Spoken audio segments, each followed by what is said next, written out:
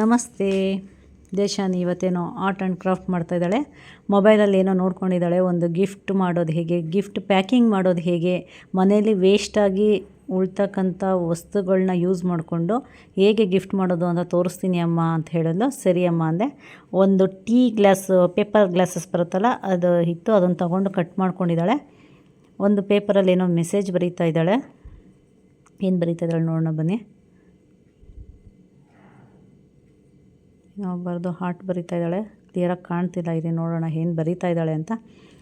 Have A nice day ಅಂತ ಬರೀತಾ ಇದ್ದಾಳೆ. ಅದನ್ನು ಗ್ಲಾಸ್ನ ಕಟ್ ಮಾಡಿ ಅದನ್ನು ಸಪ್ರೇಟ್ ಇಟ್ಕೊಂಡಿದ್ದಾಳೆ ನೋಡಿ. ಅದು ಆ ರೀತಿ ಕಟ್ ಮಾಡಿ ಇಟ್ಕೊಬೇಕು. ಮೇಲೆ ಅದನ್ನು ರೋಲ್ ಮಾಡ್ತಾಯಿದ್ದಾಳೆ. ಬರೆದಿರೋಕ್ಕಂಥ ಮೆಸೇಜ್ನ ರೋಲ್ ಮಾಡ್ತಾಯಿದ್ದಾಳೆ. ಮಕ್ಳುಗಳಿಗೆ ಸುಮ್ಮನೆ ಮೊಬೈಲ್ ಮುಡ್ತಾರೆ, ಹಾಳಾಗಿ ಹೋಗ್ತಾರೆ, ಹಾಗೆ ಹೀಗೆ ಅಂತ ಹೇಳ್ತೀವಿ. ಸೊ ಕೆಲವೊಂದು ಮಕ್ಕಳು ಇಂಟ್ರೆಸ್ಟಿಂದ ಅವ್ರಿಗೆ ಏನು ಬೇಕೋ ಅದನ್ನಷ್ಟೇ ನೋಡ್ತಿರ್ತಾರೆ. ಸೊ ಆದಷ್ಟು ಒಂದು ಕಣ್ಣಿಡಿ ಅಂತ ಹೇಳ್ತೀನಿ ಹೊರತು ಮೊಬೈಲೇ ಕೊಡಬೇಡಿ ಅಂತ ಹೇಳಲ್ಲ. ಯಾಕಂದರೆ ಮಕ್ಳಿಗೆ ಏನೇನು ಇಂಟ್ರೆಸ್ಟ್ ಇರುತ್ತೆ, ಯಾರ್ಯಾರಲ್ಲಿ ಏನೇನು ಕಲೆ ಇರುತ್ತೆ ಗೊತ್ತಿಲ್ಲ. ಓದೊಂದೇ ಇಂಪಾರ್ಟೆಂಟ್ ಅಲ್ಲ. ಸೊ ಈ ರೀತಿಯಾಗಿ ಕಲಿಯೋದು ಕೂಡ ಮಕ್ಕಳಿಗೆ ಒಂದು ಇಂಪಾರ್ಟೆಂಟ್ ಅಂತ ಹೇಳ್ತೀನಿ. ನೋಡಿ, ಇವಳು ಕೂಡ ಗೇಮ್ಸ್ ಅದು ಇದು ನೋಡ್ತಿರ್ತಾಳೆ. ಆಲ್ಮೋಸ್ಟ್ ಈ ರೀತಿ ಒಳಗೆ ಏನು ಇಂಟ್ರೆಸ್ಟ್ ಇರುತ್ತೆ ಅದನ್ನೆಲ್ಲ ನೋಡಿ ಕಲಿತು ಮಾಡಬೇಕು ಅನ್ನೋ ಮನಸ್ಸಿಂದ ಮಾಡ್ತಿರ್ತಾಳೆ. ಅದೇ ನಮಗೂ ಕೂಡ ಖುಷಿ. ಮಕ್ಳುಗಳ ಕೈಯಲ್ಲಿ ಈ ರೀತಿ ಮಾಡಿಸಿದಾಗ ಅವರಾಗೆ ಕಲಿತಾಗ ಆರ್ಟ್ ಆ್ಯಂಡ್ ಕ್ರಾಫ್ಟ್ ಕಲಿತಾರೆ. ಅದೇನೋ ಚಾಕ್ಲೇಟ್ ಇಟ್ಬಿಟ್ಟು ಅದು ಮೇಲೆ ಕಟ್ ಮಾಡಿರೋದನ್ನ ಆ ಕಡೆ ಈ ಕಡೆ ಸೇರಿಸಿ ಪಿನ್ ಮಾಡ್ತಾಯಿದ್ದಾಳೆ. ಆಲ್ಮೋಸ್ಟ್ ಅದೊಂದು ಬ್ಯಾಸ್ಕೆಟ್ ರೀತಿಯಲ್ಲಿ ಬರ್ತಿದೆ. ನೋಡೋಣ ಎಂಡಿಂಗಲ್ಲಿ ಹೇಗೆ ಬರುತ್ತೆ ಅಂತ.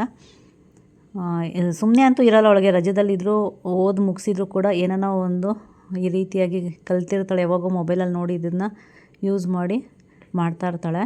ಸೊ ಆರಾಮಾಗಿ ಗಲಾಟೆ ಮಾಡಿದ್ರೆ ಪಾಡುಗಳು ಮಾಡ್ಕೊತಾಳೆ ಅಂತ ನಾನು ಸುಮ್ಮನೆ ಬಿಟ್ಟಿರ್ತೀನಿ. ನೋಡಿ, ಪಿನ್ ಮಾಡಿಕೊಂಡು ಮೇಲೆ ಏನೇನೋ ಬರೀತಾ ಇದ್ದಾಳೆ. ಏನು ಬರೀತಾಳೆ ನೋಡೋಣ ಬನ್ನಿ. ಫ್ಲವರ್ಸ್ ಏನೋ ಬರೀತಾ ಇದ್ದಾಳೆ. ಮಕ್ಳುಗಳಿಗೆ ನಾರ್ಮಲಾಗಿ ಕೈಯಲ್ಲಿ ಚಾಕ್ಲೇಟ್ ಕೊಡೋಕ್ಕೆ ಮುಂಚೆ ಈ ರೀತಿಯಾಗಿ ಗಿಫ್ಟ್ ಥರ ಮಾಡಿ ನೋಡಿ ಕೊಟ್ಟರೆ ಕೈಗೆ ಮಕ್ಕಳು ಕೂಡ ಖುಷಿ ಆಗ್ತಾರೆ. ಗಿಫ್ಟ್ ಪ್ಯಾಕಿಂಗ್ ನೋಡಿನೇ ಖುಷಿ ಆಗುತ್ತೆ. ಸೊ ಮಕ್ಕಳು ನೋಡಿ, ಕಸದಲ್ಲೂ ರಸ ಅಂತ ಹೇಳ್ತೀವಲ್ಲ, ಆ ರೀತಿಯಾಗಿ ವೇಸ್ಟ್ ಬಿಸಾಕುವಂತಹ ವಸ್ತುಗಳನ್ನು ಕೂಡ ಹೇಗೆ ಕಲಾತ್ಮಕವಾಗಿ ಯೂಸ್ ಮಾಡ್ಕೊಬೋದು ಅನ್ನೋದಕ್ಕೆ ಇದೊಂದು ಎಕ್ಸಾಂಪಲು. ಸೊ ನೋಡಿ, ತುಂಬ ಚೆನ್ನಾಗಿ ಮಾಡಿದ್ದಾಳೆ. ಅದ್ರೊಳಗೆ ನನಗೊಂದು ಗಿಫ್ಟ್ ಕೊಟ್ಟಳು, ಅವ್ರ ಪಪ್ಪಾಗೊಂದು ಗಿಫ್ಟ್ ಕೊಟ್ಟಳು.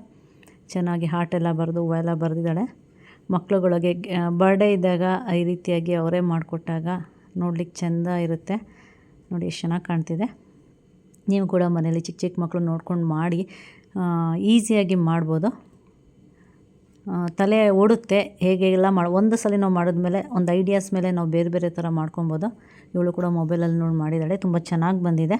ನನಗಂತೂ ಖುಷಿ ಆಯಿತು. ನೋಡಿ, ಕೆಳಗೆಲ್ಲ ಹಾರ್ಟೆಲ್ಲ ಬರೆದಿದ್ದಾಳೆ.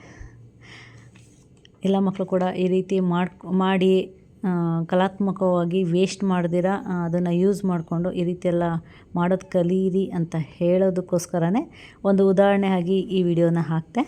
ನನಗಂತೂ ಖುಷಿ ಇದೆ ನನ್ನ ಮಗಳು ಮಾಡಿರೋದ್ರಲ್ಲಿ. ನೋಡಿ,